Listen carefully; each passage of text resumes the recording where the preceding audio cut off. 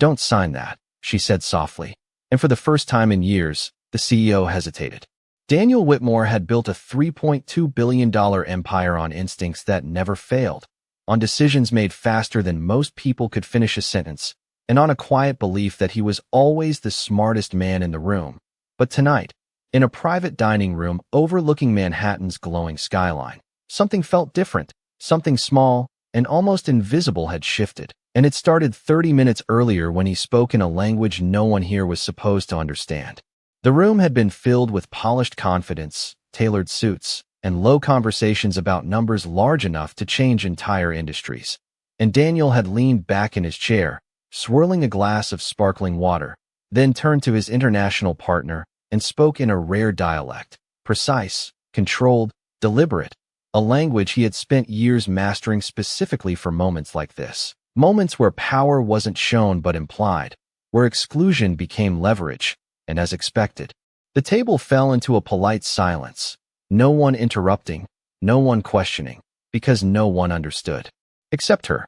Clara Bennett stood just a few feet away, a simple black and white uniform, a notepad resting lightly in her hand, her posture calm, almost unnoticeable, the kind of presence people overlooked without thinking, and yet her eyes didn't move away, not when Daniel spoke, not when the partner responded, not even when the tension subtly shifted beneath the surface of the conversation. She didn't speak immediately. She waited, watched, measured, and then, just as Daniel reached for the pen, ready to sign a deal worth over $500 million, she stepped forward, her voice quiet but clear. "Sir." He just changed the terms. The words didn't echo, they didn't need to, because silence followed instantly, heavy and complete, like the room itself was holding its breath, and Daniel's hand paused midair, pen hovering just above the paper, his expression tightening, not in anger, not yet, but in confusion, sharp and unfamiliar. He looked up at her slowly, really seeing her for the first time, not as background, not as staff, but as a variable he hadn't accounted for, and that alone unsettled him more than he cared to admit. "What did you say?" he asked, his voice controlled, measured, but no longer dismissive, and Clara met his gaze without hesitation, her eyes steady, her tone unchanged. He adjusted the revenue structure and added a clause that shifts long-term liability to your side. It wasn't in the original agreement. A flicker passed across the partner's face, brief but undeniable, and Daniel caught it. That tiny fracture in composure, that almost invisible confirmation, and something inside him tightened, something instinctual, something that whispered that the game had just changed.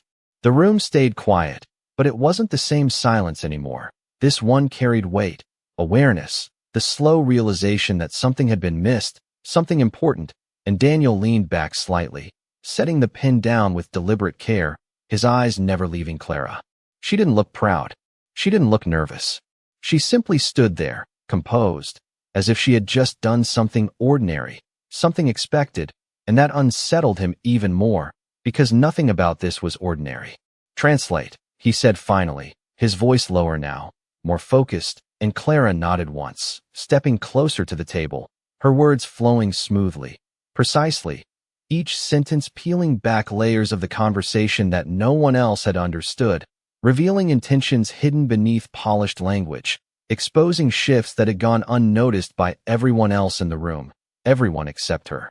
And as she spoke, Daniel felt something he hadn't felt in years, not doubt, not fear, but something far more dangerous, the realization that for the first time in a very long time, he hadn't been the one in control.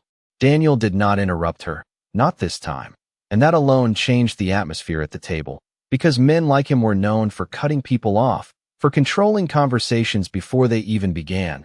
But now he simply listened, his fingers resting lightly against the polished wood, his eyes locked on Clara, as if every word she spoke carried weight far beyond its sound. And when she finished, the silence that followed was no longer confusion.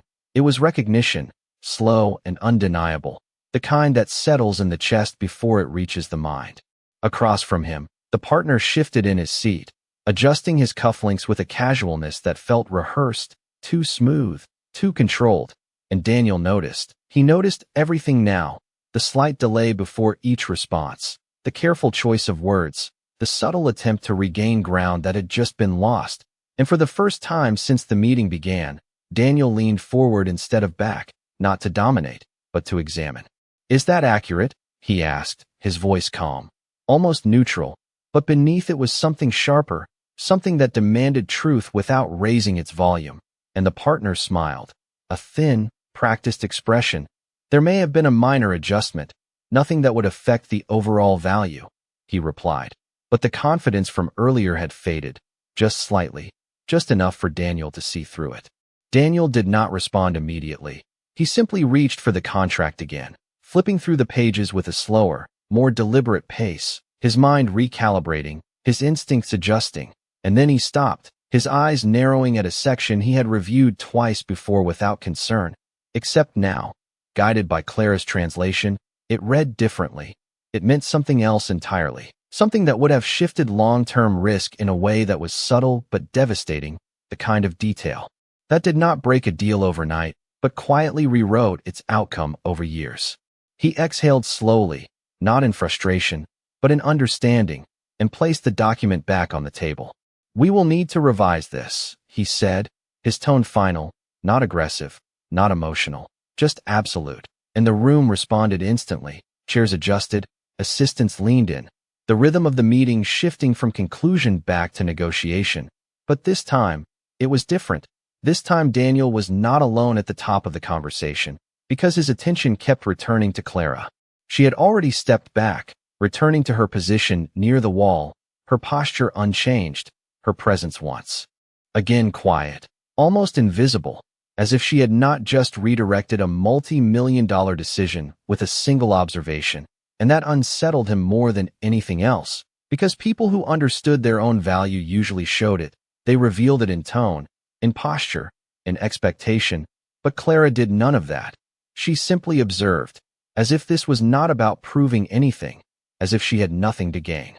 Daniel stood up slowly, the conversation at the table continuing without him for a moment, and walked toward her, each step measured, not rushed, not hesitant, just intentional.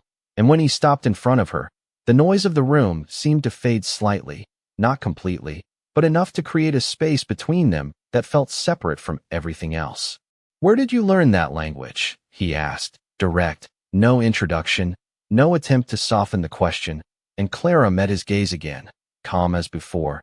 "A long time ago," she replied, her voice even, offering nothing more, and Daniel studied her for a moment, searching for something, a clue, a pattern, anything that would make sense of what he had just witnessed.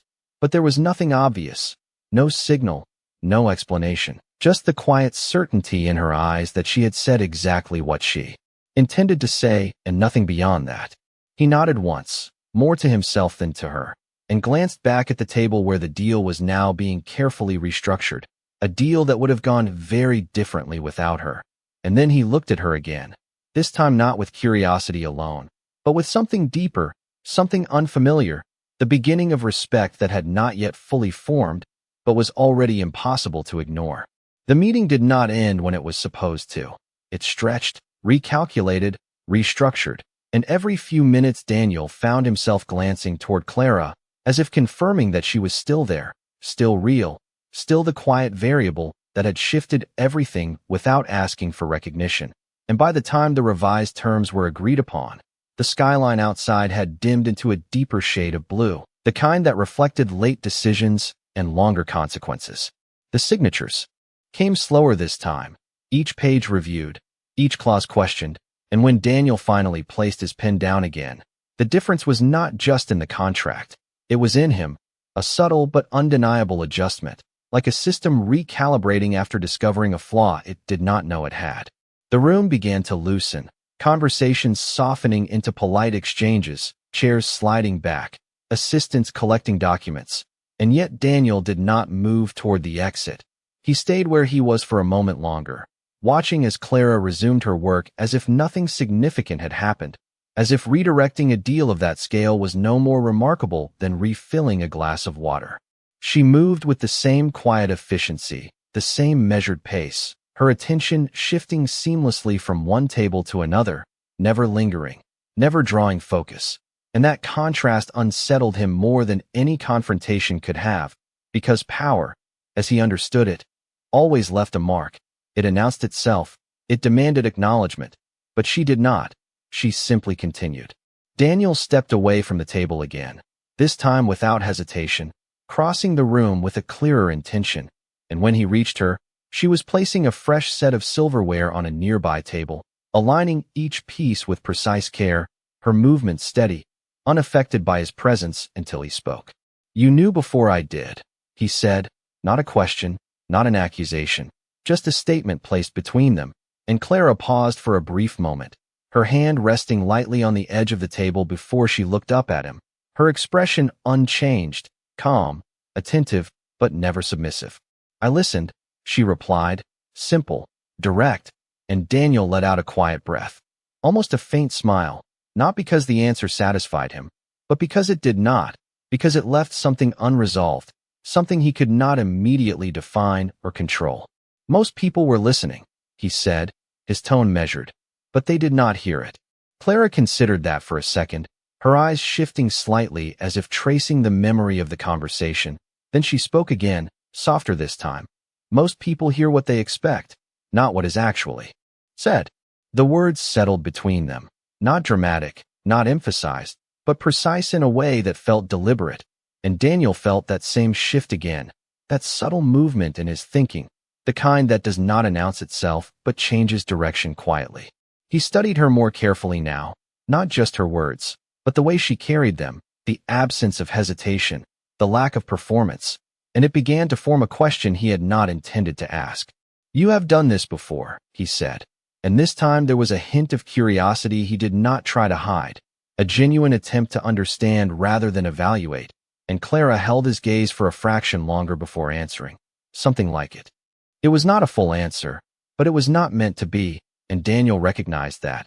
He recognized the boundary without being told, and for a moment, neither of them spoke, the quiet between them no longer awkward, but intentional, like a pause in a conversation that had not yet fully begun.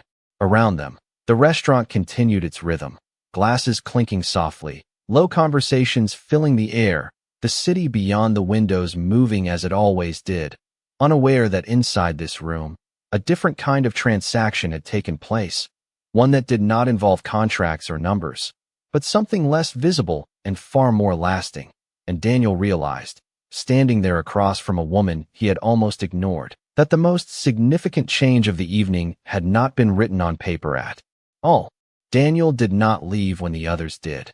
Even as handshakes were exchanged and quiet congratulations filled the room, even as the partner gathered his documents with a tighter grip than before, Daniel remained near the window for a moment, watching the reflection of the city lights against the glass, his mind not on the deal that had just been secured, but on the one detail that had not been part of his plan. And that detail moved quietly across the room, carrying a tray of empty glasses as if nothing about this evening had altered her world in any way. Clara did not look toward him again, not immediately.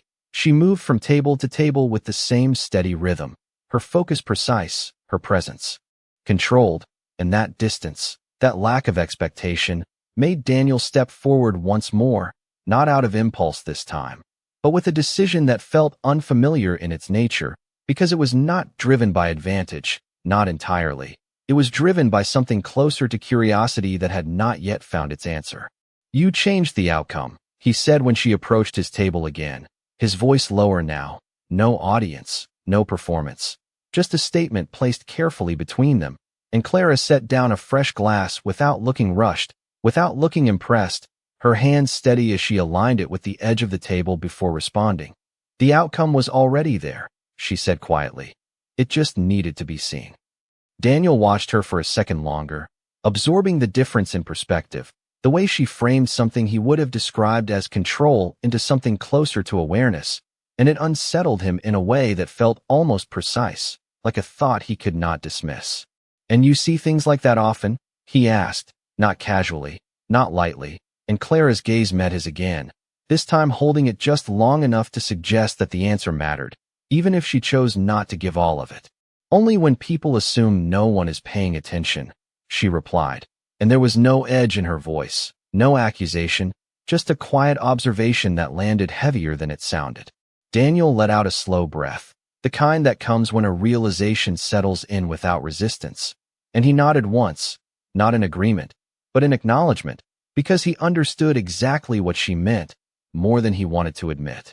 He reached into his jacket then, not for his phone, not for a card, but paused halfway, as if reconsidering the instinct entirely, and that hesitation alone marked a shift, small but undeniable, because for years every interaction had followed a pattern: offer, leverage, outcome. But this did not fit that pattern, and he seemed to recognize that in real time. "Come work for me," he said finally, direct, as he always was. But the tone carried less assumption, less certainty that the answer would follow the offer, and Clara did not react the way most people would have. She did not look surprised. She did not look flattered. She simply studied him for a brief moment, as if measuring something that had nothing to do with the position itself.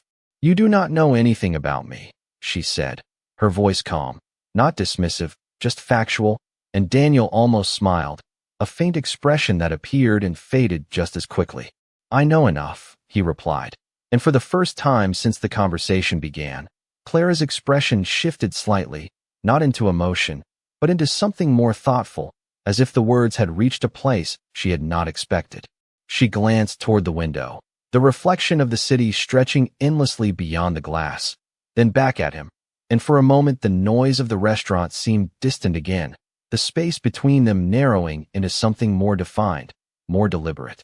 "Knowing enough is what gets people into trouble," she said softly, and Daniel did not respond immediately, because this time, he was not trying to win the exchange, he was trying to understand it, and that, more than anything else that had happened that evening, marked the beginning of something neither of them had planned. Daniel did not respond right away, not because he did not have something to say, but because for the first time in a long time, he was choosing not to fill the silence too quickly, and that pause, brief but intentional, changed the rhythm between them in a way that neither of them acknowledged out loud. He studied her again, not as a candidate, not as an asset, but as someone who operated outside the structures he was used to, someone who did not respond to offers the way most people did, and that realization forced him to adjust in a way that felt unfamiliar but necessary.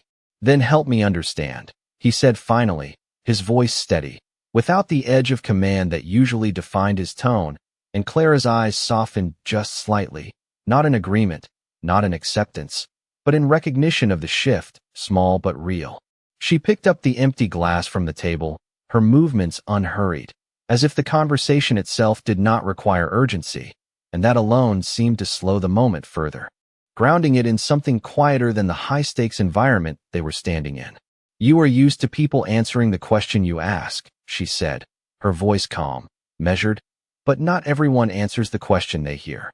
Daniel frowned slightly, not in frustration, but in concentration, the kind that comes when something sounds simple but carries more meaning beneath it, and he nodded once, almost unconsciously, as if part of him already understood what she meant.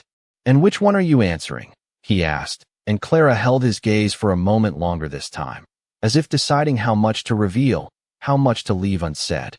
"The one you have not asked yet," she replied, and there was something in her tone that shifted the weight of the conversation entirely, something that suggested depth without explaining it, something that made Daniel realize he was no longer leading this exchange, he was following it. The restaurant continued around them, a steady hum of movement and conversation, but for Daniel, the room had narrowed again, his attention focused entirely on the person standing in front of him, someone who had already changed a decision worth millions, and now, without effort, was changing the way he approached something far less tangible. He reached into his jacket again, this time pulling out a card, but instead of handing it to her immediately, he held it for a second, looking at it as if reconsidering its value in this moment, and then he placed it on the table instead of in her hand, a small gesture, but deliberate, leaving the choice entirely with her. "If you ever decide you want to answer a different question," he said, his tone even, without pressure, "that will reach me directly." Clara glanced at the card briefly, not picking it up, not ignoring it either, just acknowledging its presence, and then her attention returned to him, her expression unchanged, but her eyes carrying a quiet understanding that did not need to be spoken. Some questions are not meant to be answered immediately, she said softly, and Daniel gave a slight nod, not as agreement, but as acceptance of a boundary he would have pushed against in any other situation, and that alone marked a shift deeper than any contract he had signed that evening. He stepped back then, not abruptly, not retreating, but allowing the space between them to return, and for a moment, he simply watched as she resumed her work, her movements as composed as before, her presence blending back into the rhythm of the room, and yet, nothing about her felt invisible anymore. As he turned toward the exit, the city lights beyond the glass seemed sharper, clearer, as if something in his perception had adjusted without him noticing. And for the first time in years, Daniel Whitmore left a room not thinking about what he had gained, but about what he had almost missed. The city air felt different when Daniel stepped outside, cooler, sharper, as if the night itself carried a clarity he had not noticed before, and as the door closed behind him, the muted sounds of the restaurant faded, replaced by the distant rhythm of traffic and the quiet hum of a city that never truly stopped. Yet for him, something had slowed. His driver pulled up within seconds, the black sedan gliding to the curb with practiced precision, and Daniel stepped in without a word, his usual routine unfolding automatically, the door closing softly, the interior silent, controlled, familiar, but his mind was not where it usually was, not reviewing numbers, not recalculating leverage, not planning the next move before the current one had even settled. Instead, it returned to a single moment, a single voice, calm, measured, certain. Most people hear what they expect. The words echoed, not loudly, but persistently, as if they had found a place that did not allow easy dismissal, and Daniel leaned back slightly, his gaze shifting to the city lights passing by the window, each reflection stretching and disappearing in seconds, and for once, he was not trying to get ahead of them. "Sir, the office?" the driver asked, breaking the silence gently, and Daniel paused, just for a moment, a small hesitation that would have gone unnoticed by anyone else. But to him, it marked something subtle, something new. "No," he said finally, his voice calm. "Home." The car adjusted its course smoothly, merging into the flow of traffic, and Daniel let out a slow breath, his fingers resting loosely against his knee. No tension, no urgency, just stillness, rare and unfamiliar. Back inside the restaurant, Clara continued her shift without interruption, the rhythm of her movements unchanged, orders taken, glasses refilled, tables cleared, her presence blending seamlessly into the environment as it always had. And yet, the card remained on the table where he had left it, untouched, unclaimed, a small rectangle of possibility that she neither accepted nor rejected. She passed by it more than once, her eyes flicking toward it briefly, not with curiosity, not with temptation, but with a quiet awareness, as if she understood exactly what it represented and what it did not.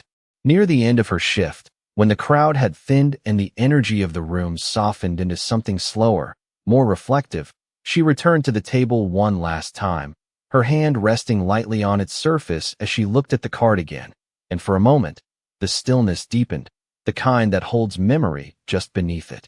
Her fingers moved, not to pick it up, but to turn it slightly, aligning it with the edge of the table, a small adjustment, precise, intentional, and then she stepped back, leaving it exactly where it was, as if the decision did not belong to the moment, but to something that had not yet fully revealed itself. Hours later, in a quiet apartment overlooking a different part of the city, Daniel stood by his window, jacket removed, tie loosened, the skyline stretching endlessly before him, and for the first time in a long time, he was not thinking about expansion, not about acquisition, not about control. He was thinking about a question he had not asked, and more importantly, why he had not asked it. He replayed the conversation in fragments, not searching for mistakes, but for meaning, for the pattern he had missed, and as he stood there, the realization came slowly, not as a conclusion, but as a shift, the understanding that for years, he had built his success on knowing the right questions, but tonight, he had met someone who did not just answer them, she changed them. And somewhere across the city, in a quiet restaurant now closing its doors for the night, Clara Bennett walked out into the same air, the same city, her steps steady, her expression calm, carrying nothing visible from the evening except the quiet certainty that some moments do not end when they are over. They continue, shaping what comes next in ways no contract ever could. Morning arrived without urgency, but Daniel was already awake before the light fully reached the skyline.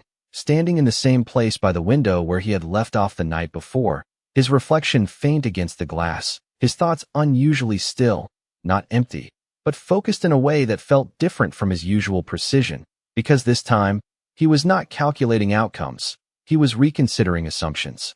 The city moved as it always did, traffic building, lights fading, people stepping into routines shaped by deadlines and expectations.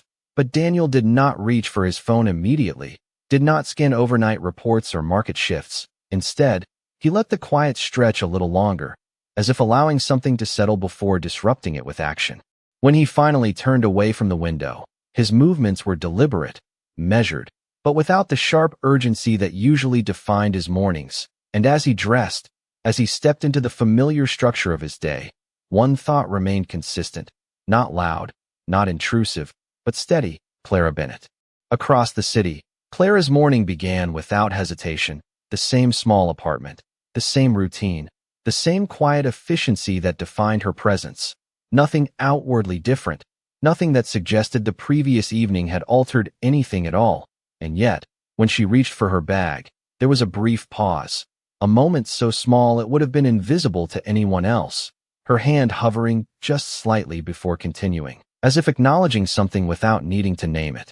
She stepped outside into the cool air, the city already in motion, and joined the flow without resistance, her pace steady, her expression calm, blending into the rhythm as she always did. Back in his office, Daniel entered a space designed for control: glass walls, clean lines, everything placed with intention.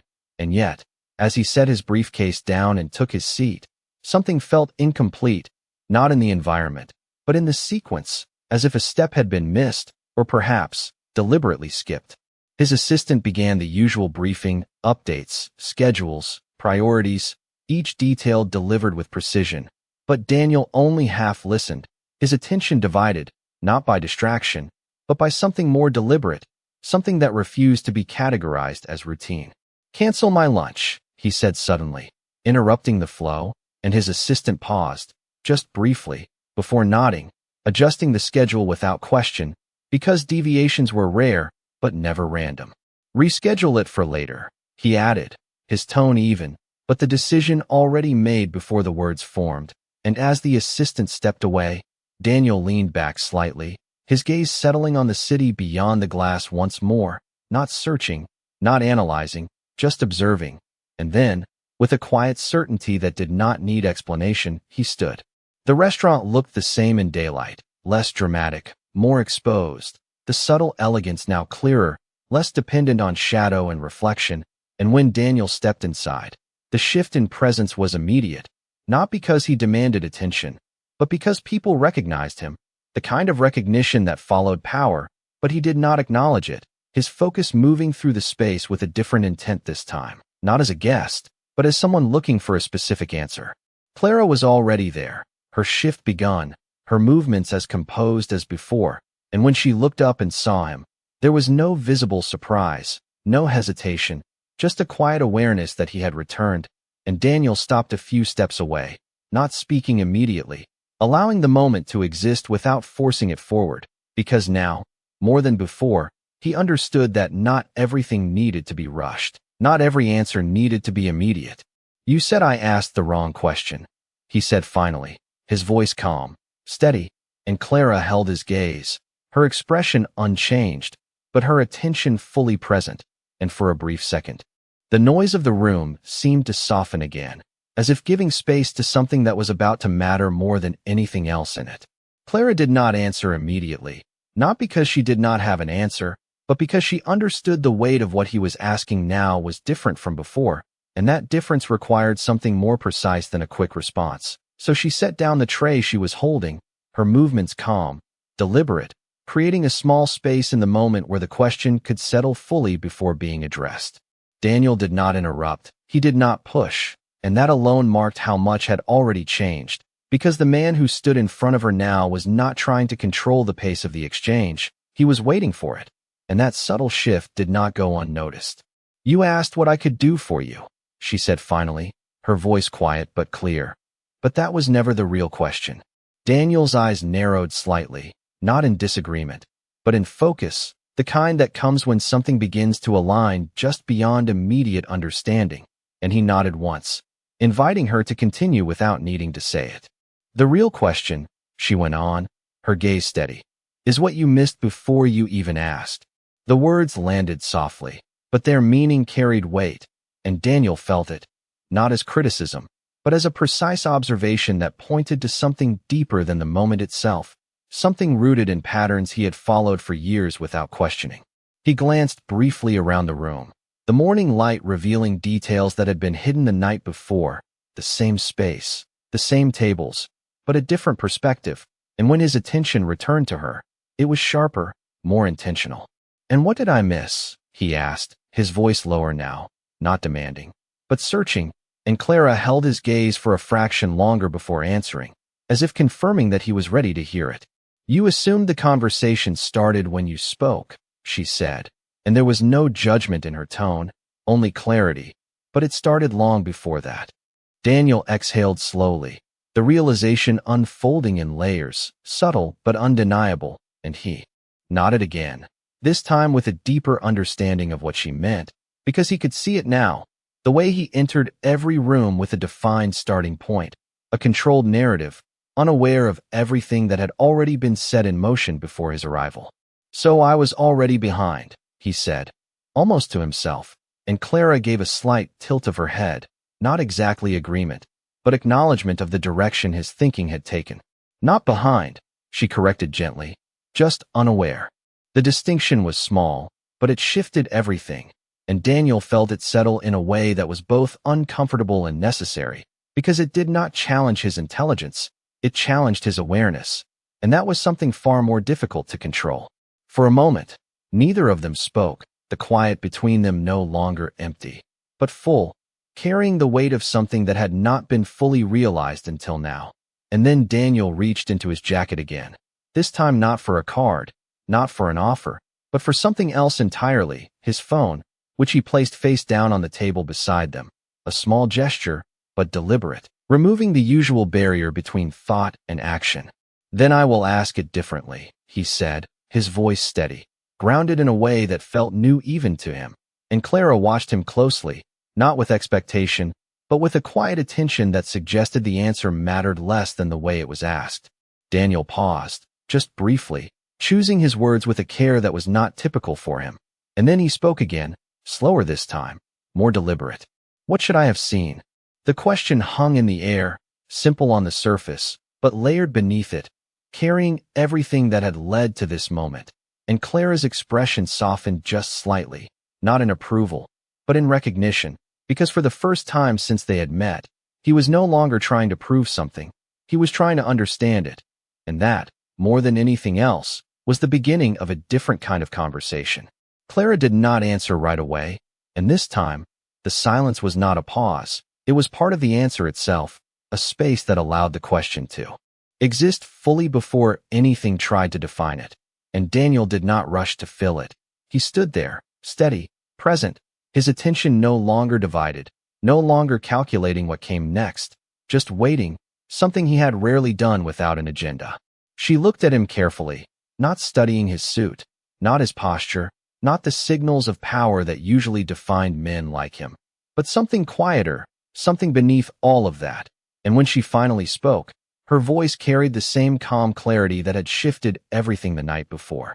"You should have seen the moment he stopped trying to explain and started trying to convince," she said, and Daniel felt the words settle immediately, not because they were complex, but because they revealed something he had overlooked in plain sight, something he had been too focused to notice. "He changed his tone," she continued, "just slightly, just enough to signal that he needed you to believe him more than he needed to inform you." Daniel's eyes narrowed, not in resistance, but in recognition, because now that she said it, he could hear it, replaying the conversation in his mind with a different awareness, catching the shift that had gone unnoticed before, the subtle change that had carried more meaning than the words themselves. "And I missed it," he said quietly, not as a question, not as an excuse, just as a fact, and Clara gave a small nod, not confirming failure, but acknowledging the truth of it without judgment. You were listening for content, she said, but the meaning was in the change. The distinction was simple, but it reframed everything, and Daniel felt it, not as a correction, but as an expansion, something that did not take away from what he knew, but added to it in a way that made the difference impossible to ignore. He let out a slow breath, his gaze drifting briefly to the window where daylight now filled the room completely, the city visible in full detail, no longer softened by evening shadows. And when he looked back at her, there was something different in his expression, something quieter, but more certain. And you saw that immediately, he said, and Clara did not respond with pride, did not claim it as skill or advantage. She simply met his gaze and said, I noticed when it stopped matching. That was all. No explanation beyond that. No elaboration. Just a simple truth that carried more depth than it appeared to. And Daniel understood that too, because he realized it was not about knowing more. It was about paying attention differently. He glanced at the phone he had placed on the table earlier, still face down, untouched, and then back at her. And for the first time, there was no offer forming in his mind, no proposal waiting to be delivered, just a quiet understanding that this was not a moment to acquire something, but to recognize it. You changed more than the deal, he said, his voice lower now, almost reflective, and Clara held his gaze for a second longer before responding. No, she said softly. You just saw it differently. The correction was gentle, but precise, and it shifted the ownership of the moment entirely, placing it back where it belonged, not in what she had done, but in what he had finally allowed himself to notice. For a brief moment, neither of them spoke, the conversation reaching a natural stillness, not unfinished, but complete in a way that did not need to be extended. And then Clara stepped back, returning to her work without hesitation, her movements as calm and measured as they had always been, blending once again